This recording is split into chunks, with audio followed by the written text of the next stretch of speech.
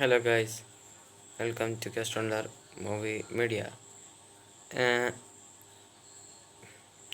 and well, happy World Music Day to all. എന്തായാലും ഇന്നിവിടെ review ചെയ്യാൻ പോകുന്ന പടത്തിൻ്റെ പേര് ബോർബാദ്. പടത്തിൽ അഭിനയിച്ചിരിക്കുന്ന ഷാക്കിബ് ഖാൻ, ഇദിക പോൾ, ജിഷു സെൻഗുപ്ത എന്നിവരണ്ണി. പടം ഡയറക്റ്റ് ചെയ്തിരിക്കുന്നത് മെഹ്ദി ഹസൻ ഹൃദോയ് എന്ന് പറഞ്ഞ ഒരാളാണ്. പിന്നെ ഇങ്ങേരും പിന്നെ ഷഫീഖ് അഹമ്മദ് എന്ന് പറഞ്ഞ ഒരാളും കൂടിയാണ് ഇതിൻ്റെ റൈറ്റ് ചെയ്തിരിക്കുന്നത്, സ്റ്റോറി റൈറ്റ് ചെയ്തിരിക്കുന്നത്. പിന്നെ പടത്തിൻ്റെ മ്യൂസിക് എഴുതുന്നത് പൃത്തമാണ്. നമ്മുടെ ഹിന്ദിയിൽ അത്യാവശ്യം ഫേമസ് ആയിട്ടുള്ള ഒരു മ്യൂസിക് ഡയറക്ടറാണ് ഇദ്ദേഹം. നമ്മുടെ YR സ്പൈ ന്യൂസിലെ എല്ലാ പടത്തിലും ഇങ്ങനെയാണ് മ്യൂസിക് എഴുതിയിരിക്കുന്നത്. അത് വേറെ കാര്യം. അതെന്തിനോട് പടത്തിൻ്റെ ആർട്ട് ഡയറക്ടിങ് നിവേദിത റെഡ്ഡി, ഏതാ തെലുങ്കറിയാം.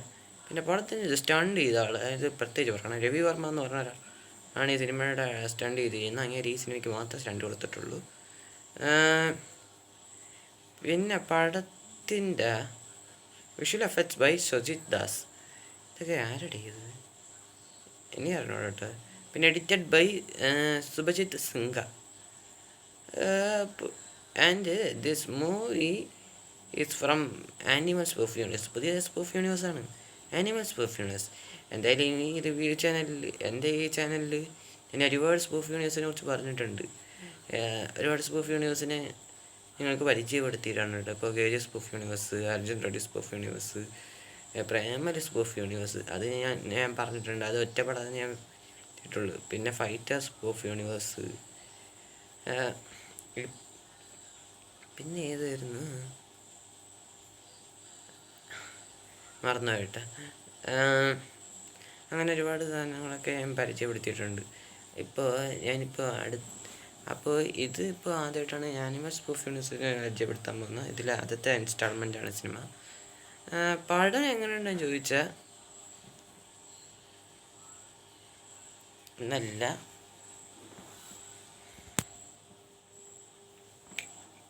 അടിപൊളി എന്ന് പറയാൻ പറ്റില്ല, ബട്ട് അബവ് ആവറേജ് ഫിലിം എന്നാണ് എനിക്ക് എൻ്റെ പേഴ്സണൽ ഒപ്പീനിയൻ. അതുകൊണ്ടാണ് ഞാൻ ആദ്യം ഇങ്ങനെ കാണിച്ചിട്ട് ഇതല്ല ഉദ്ദേശിച്ചത് AA കാണിച്ചത്. And this movie is A rated film from Bangladeshi film industry.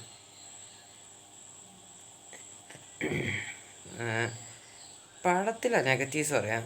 Climax ആയപ്പോൾ മനസ്സിലായി. ക്ലൈമാക്സ് ഓവറായപ്പോൾ എനിക്ക് മനസ്സിലായി സംഭവം ഇങ്ങനെയാണെന്നുള്ളത് എനിക്ക് മനസ്സിലായി. പടത്തിൻ്റെ സ്റ്റോറി പറഞ്ഞിട്ട് ഇതിനെ കുറിച്ച് ഞാൻ കറക്റ്റായിട്ട് പറയാം. എന്നാൽ ജസ്റ്റ് സിനിമയുടെ സ്റ്റോറി എന്താണെന്ന് വെച്ചാൽ,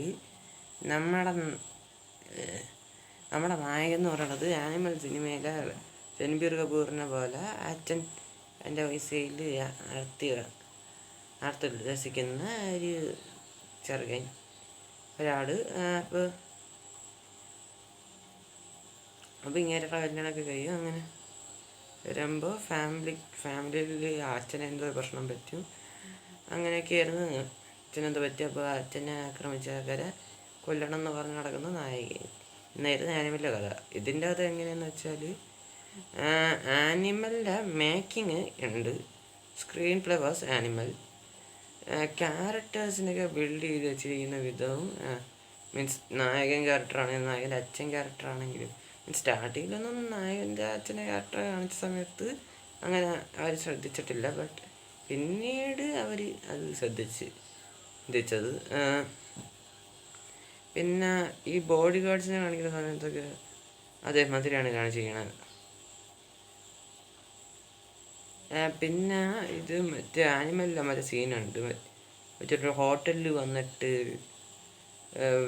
മറ്റേ മെഷീൻ കണ്ണെടുത്തിട്ട് വെടി വയ്ക്കുന്ന സീനുണ്ട്. അതുമാതിരി ഇവിടെ സീനുണ്ട്. പക്ഷെ അത് സ്വിമ്മിംഗ് പൂളിൻ്റെ അടുത്തായിപ്പോയി. ഏതൊരു ഹോട്ടലിൽ സ്വിമ്മിംഗ് പൂളിൻ്റെ അടുത്താണ്. പക്ഷെ അത് നല്ലതായിട്ട് കൊറിയോഗ്രാഫി ചെയ്തിട്ടുണ്ട്. സിനിമയല്ല.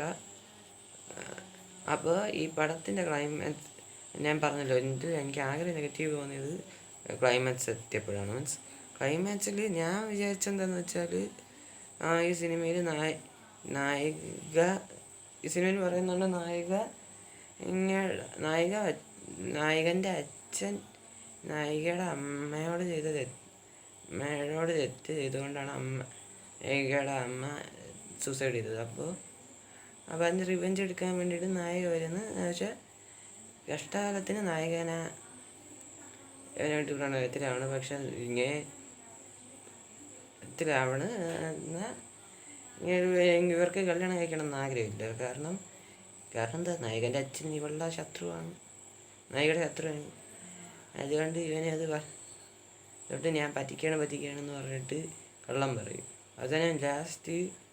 പക്ഷെ നമുക്കറിയായിരിക്കും അത് അവൾ പറ്റിക്കുകയാണെന്ന് പറയണത് ചുമ്മാ പറയുന്നതാണ്. അവൾക്ക് ശരിക്കും നായകനെ ഇഷ്ടമാണെന്നുള്ളത് നമുക്കറിയാം.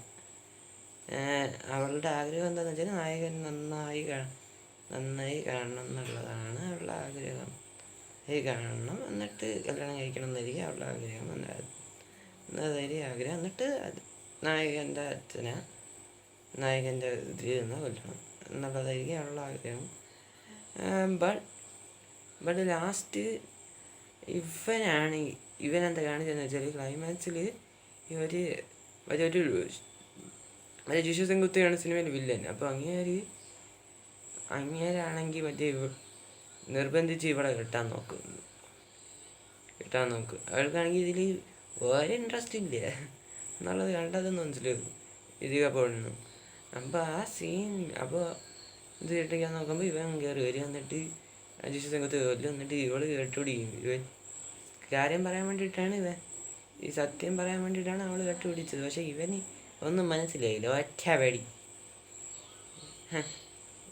വെടി അവൾ ചത്ത് ആളാന്ന്. എന്നിട്ട് അവൾ ചാറായപ്പോഴേ സത്യം പറയുമ്പോൾ ഇവന് വിഷയം വന്നത്. ഈ സിനിമയിൽ ആകെ എനിക്ക് ഇഷ്ടപ്പെടാത്ത സിനിമ മീൻസ് ഒരു സീതാരാമം അത് വീട്. ഈ സിനിമയിൽ സോങ്സ് വെച്ച് നോക്കുമ്പോൾ ആദ്യൊരു സോങ് വരും. അത് കേട്ടപ്പോൾ എനിക്ക് മലയാളമില്ല ചെക്കോ ആ പാട്ട് എൻ്റെ സാധനം ചെറുതായിട്ട് കോപ്പിടിച്ചെന്ന് സംശയം തോന്നി. പിന്നെ ഇതിൽ രണ്ടാമതൊരു പാട്ട് വരും. അത് സീതാരാമത്തിൽ നമുക്ക് അങ്ങനൊരു പാട്ടുണ്ട്. അപ്പോൾ ആ ഒരു പാട്ടിൻ്റെ ഒരു ഫീലിലാണ് അതെടുത്തിരിക്കുന്നത്. പിന്നെയുള്ള പാട്ടുകളൊക്കെ നമ്മൾ ഹിന്ദിയിലൊക്കെ കാണുന്ന ടൈപ്പ് പാട്ട് പോലെ തന്നെയാണ്. ഹിന്ദി സിനിമയിലൊക്കെ കാണുന്ന ടൈപ്പ് പാട്ട് പോലെ തന്നെയാണ് ചെയ്തിരിക്കുന്നത്. പിന്നെ പടത്തിൻ്റെ ഇനി പോസിറ്റീവ്സിലോട്ട് ഹൈലൈറ്റ് ഫസ്റ്റ് പറയാം. നായകൻ്റെ പെർഫോമൻസ് മീൻസ് ഷാക്കിബ് ഖാൻ്റെ പെർഫോമൻസ്. ഞാൻ ആദ്യമായിട്ടാണ് ഒരു ബംഗ്ലാദേശ് ഫിലിം കാണുന്നത്. അപ്പോൾ ഞാൻ എന്ത് വിചാരിച്ചെന്ന് വെച്ചാൽ ഈ സിനിമയുടെ ട്രെയിലർ കണ്ട സമയത്ത് മീൻസ് ഇത് ഈ വർഷം ചെറിയ പെരുന്നാളിന് ഇറങ്ങിയ സിനിമ കേട്ടോ. പക്ഷെ അന്ന് ഞാൻ ട്രെയിലർ കണ്ട സമയത്ത് ഇത് എന്തായാലും കേരളത്തിൽ ഇറങ്ങിയാൽ പൊളിക്കും അങ്ങനെയൊക്കെയായിരുന്നു എൻ്റെ ഒരു കാഴ്ചപ്പാട്. എനിക്ക് പിന്നെ അറിഞ്ഞൂടായിരുന്നു ഇത് ഇന്ത്യൻ ബംഗാളി ഫിലിമാണെന്ന് ഞാൻ ഫസ്റ്റ് വിചാരിച്ചത്. പക്ഷെ പിന്നീടാണ് ഞാൻ ബംഗ്ലാദേശ് ഫിലിമാണെന്നുള്ളത്.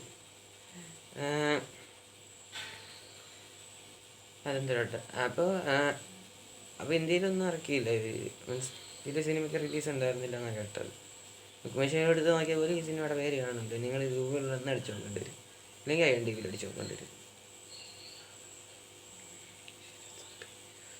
അപ്പോൾ എന്നിട്ട് ഇതിനിടയ്ക്ക് ഇതിൻ്റെ റോസ്റ്റ് കണ്ടപ്പോഴാണ് പടം ഒന്ന് കണ്ടേക്കാന്ന് പറഞ്ഞിട്ട് ടെലിഗ്രാമിൽ എടുത്ത് നോക്കിയപ്പോൾ ടെലിഗ്രാമിൽ ഉടപ്പുണ്ടായി. അപ്പോൾ ഇരുന്ന് കണ്ടാണ്. എനിക്ക് എന്തായാലും ക്ലൈമാക്സ് നല്ല ഒരു അബാവറേജ് ഫിലിമായിരുന്നു. എന്നാലും അത് ആ ക്ലൈമാക്സും കൂടി ഒന്ന് നന്നാക്കിയിരുന്നുവെങ്കിൽ എനിക്ക് സിനിമ അത്യാവശ്യം ഇഷ്ടപ്പെട്ടേനെ.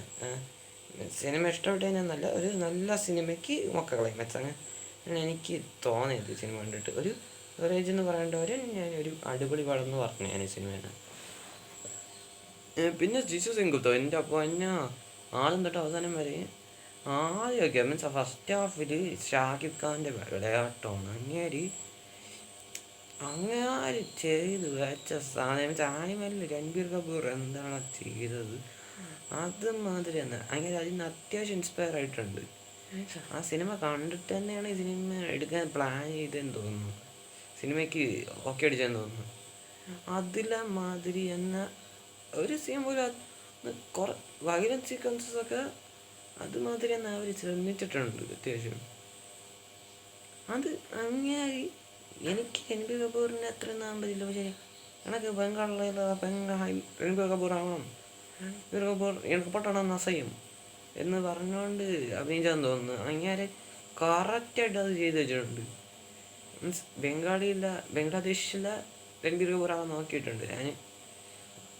അത് വർക്കായി, അത്യാവശ്യം വർക്കായി. അങ്ങനെ ആ ക്യാരക്ടർ ചെയ്യാൻ പറ്റുണ്ടായി. എന്തായാലും ഇനി ആനിമേറ്റ് ഇനി ഇങ്ങനെയൊക്കെ വൈആർ സ്പൈയോണസിലൊക്കെ വില്ലനായിട്ടൊക്കെ ചാൻസ് കിട്ടുമെന്ന് തോന്നുന്നു ഷാക്കിബ് ഖാൻ. അണ്ണാ നിങ്ങൾക്ക് അതിൻ്റെ ചാൻസ് കിട്ടുകയാണെങ്കിൽ നിങ്ങൾ വേഗം പോട്ടെ. നിങ്ങൾക്ക് നല്ല കാലിബർ ഉണ്ട് വൈആർ സ്പൈയോണസിലൊക്കെ വില്ലനായിട്ട് അഭിനയിക്കുന്നത്. ഞാൻ ചുമ്മാ പറഞ്ഞതല്ല, കാര്യമായിട്ട് പറഞ്ഞാണ്. ഞാൻ കളിയാക്കാൻ വേണ്ടി ഒന്നും പറഞ്ഞല്ല, കാര്യമായിട്ട്. നിങ്ങൾക്ക് സംശയം ഉണ്ടെങ്കിൽ ഈ സിനിമ കണ്ടാൽ മതി. ഈ സിനിമയ്ക്ക് വൈലൻസാണ് ഇതിൽ ഏറ്റവും വലുത്. പിന്നെ സെക്കൻഡ് ഹാഫ് ജീഷു സെങ്കുത്ത മീൻസ് 2.25 മണിക്കൂറെന്തോ സിനിമയുണ്ട്. 1.25 മണിക്കൂറാകുമ്പോൾ എന്നാൽ ഇവൻ ജീഷു സെങ്കുത്ത വില്ലനെന്ന് പറഞ്ഞ് വരും. അതുകൊണ്ട് വില്ലൻസ് വിളയട്ടം അങ്ങനെ എൻ്റെ പൊന്നോ. അവൻ്റെ ഒരു സീനുണ്ട് കേട്ടോ, ജീഷു സെങ്കുത്ത മറ്റേ നായികനെ കണ്ടപ്പോൾ ഇവൻ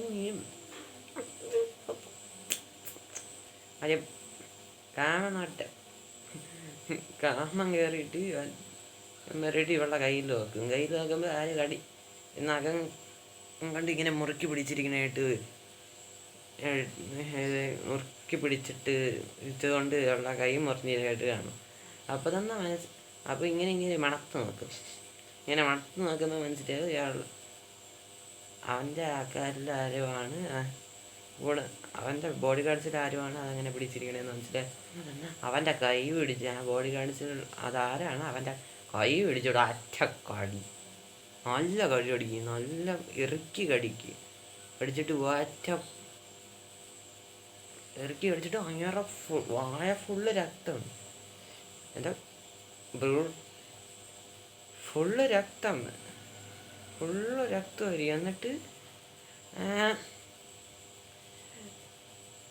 എന്നിട്ട് കുറച്ച് രക്തം എന്തോ ഇവിടെ ഷർട്ടിലിറക്കി. അപ്പോൾ ആ രക്തം എടുത്തിട്ട് നായകയുടെ നെറ്റിയിൽ സിന്ദൂരമായിട്ട് ഇങ്ങനെ തേച്ച് കൊടുക്കും. ആ സീൻ കണ്ടിട്ട് അമ്മാതിരി വില്ലൻ്റെ അവിടെ ഇങ്ങനത്തെ വില്ലനെ ഞാൻ അവിടെ ഒരു ഗരുഡനെ അധീരനെയും മറ്റേ പേരെന്തായിരുന്നു ഇതാണ് സൈറസ്. സൈറസിനെ എന്നെ കാട്ടും വലിയ വില്ലനൊന്നും ഞാൻ പറയില്ല, പക്ഷെ അവരെ പോലെയാണ്. മീൻസ് എനിക്ക് ഏറ്റവും കൂടുതൽ ഇഷ്ടമുള്ള വില്ലൻ ക്യാരക്ടർ എന്ന് പറയുന്നത് ജോക്കറാണ്. അത് കഴിഞ്ഞ് ഗരുഡൻ, അത് കഴിഞ്ഞ് സൈറസ്, പിന്നെ അധീര, പിന്നെ നമ്മുടെ എൻ്റെ പേരെന്തായിരുന്നു മതി അസീസ്, ആനിമൽ അസീസ്, പിന്നെ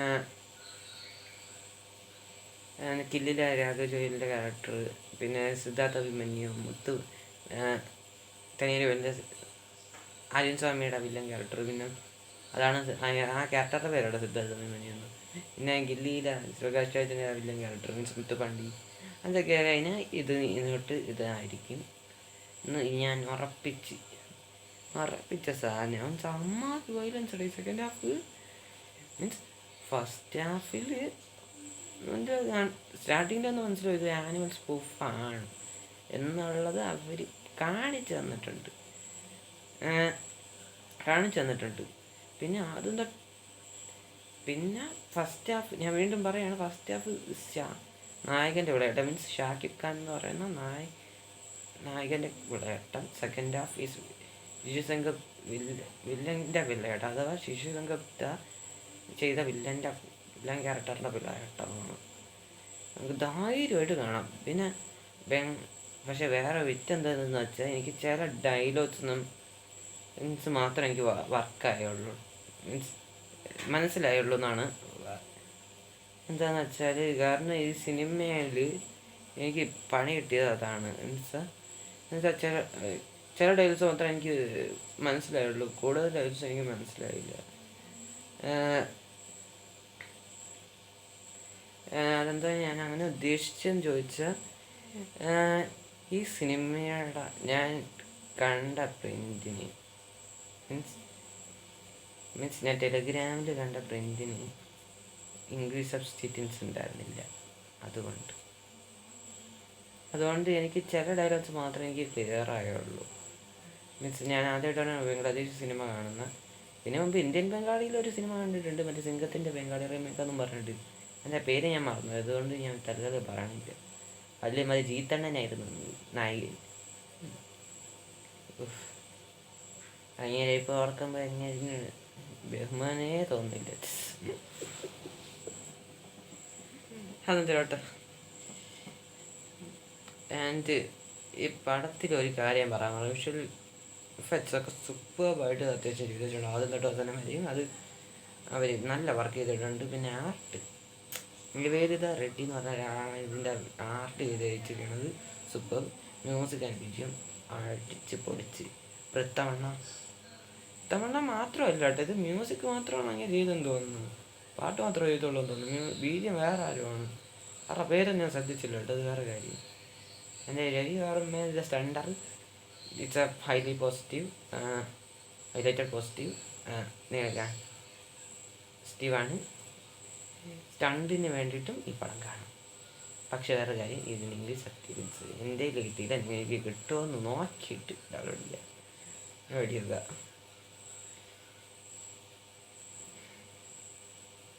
പിന്നെ വേറെ കാര്യം എന്താണെന്ന് വെച്ചാൽ, ഇതിൻ്റെ OTT പ്ലാറ്റ്ഫോം ആരെങ്കിലും തേടിപ്പോയാൽ മുമ്പ്. കാരണം എന്താണെന്ന് വെച്ചാൽ, ഇത് നെറ്റ്ഫ്ലിക്സിലോ ആമസോണിലൊന്നും അല്ലടെ വന്നിരിക്കുന്നത്. ഏതോ അവിടുത്തെ മീൻസ് ബംഗ്ലാദേശിലെ ഏതോ ചൊറക്കിയെന്ന് പറഞ്ഞിട്ടുള്ള ഏതോ ഒരു OTT പ്ലാറ്റ്ഫോമിലാണ് വന്നിരിക്കുന്നത്.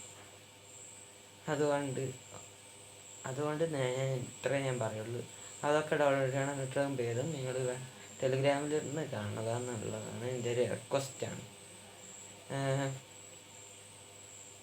എന്തായാലും പിന്നെ ഋഷിശങ്കർ ആൻഡ് എന്തായാലും ഞാനൊരു പാട്ട് പാടി അവസാനിപ്പിക്കാൻ കാരണം, ഇന്ന് വേൾഡ് മ്യൂസിക് ഡേ ആണ്. പിന്നെ കണ്ണപ്പ കാണണമെന്ന് ആഗ്രഹം ഉണ്ടായിരുന്നു, പക്ഷേ ടിക്കറ്റ് കിട്ടിയില്ലടേ. സാരമില്ല, എന്നാൽ ടിക്കറ്റ് കിട്ടുമ്പോൾ കാണാൻ പോവാം. എന്തായാലും ഒരു പാട്ട് ഒരു പാട്ട് പാടിക്കൊണ്ട് ഞാൻ ഈ വീഡിയോ അവസാനിപ്പിക്കാം. പിന്നെ അവസാനിപ്പിക്കുള്ളൂ. അപ്പോൾ ഞാൻ പാട്ട് പാടാൻ പോണേ. അപ്പോൾ 3, 2, 1. ഇഷ്ക് മേ ദിൽ ബനായേ, ഇഷ്ക് മേ ദിൽ ഫനായേ,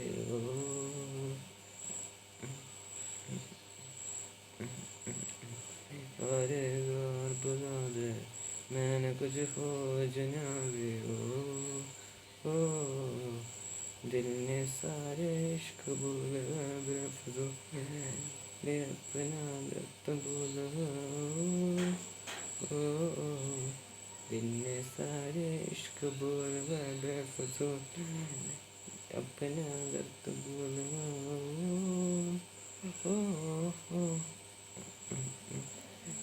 चले मैं भूल हूँ मैं चले सोल हूँ मैं हो यावे यार में रहेगा अब साथ में, चले मैं भूल हूँ मैं चले सोल हूँ मैं हो यावे यार में, बोलेगा अब साथ इन्हें का बगा जोड़िया इश्क में दिल बनाए, जोड़िया इश्क में दिल बनाए, हो गया वही हो गया जोड़िया इश्क में दिल बनाए, जोड़िया इश्क में दिल बनाए, हो गया वही हो गया താങ്ക് യു. എൻ്റെ പാട്ട് എങ്ങനെയുണ്ടെന്ന് ഒന്നുകൂടി എന്തായാലും ഞാൻ ഈ വീഡിയോ അവസാനിപ്പിക്കുകയാണ്. അപ്പോൾ ഈ വീഡിയോ ഇഷ്ടപ്പെട്ടെങ്കിൽ ലൈക്ക് ചെയ്യുക, ഷെയർ ചെയ്യുക, സബ്സ്ക്രൈബ് ചെയ്യുക. പിന്നെ ബെല്ലൈക്കണിൽ ഓൾ എന്ന് പറഞ്ഞ ഓപ്ഷൻ ഉണ്ട്, അത് നമുക്ക് സഹായിക്കുക. പിന്നെ എൻ്റെ പാട്ട് എങ്ങനെയുണ്ടെന്നൊന്ന് കമൻറ്റ് ചെയ്യുക. അപ്പോൾ ടാറ്റ ബൈ ബൈ. ഡെൽറ്റ വസ്കസ്.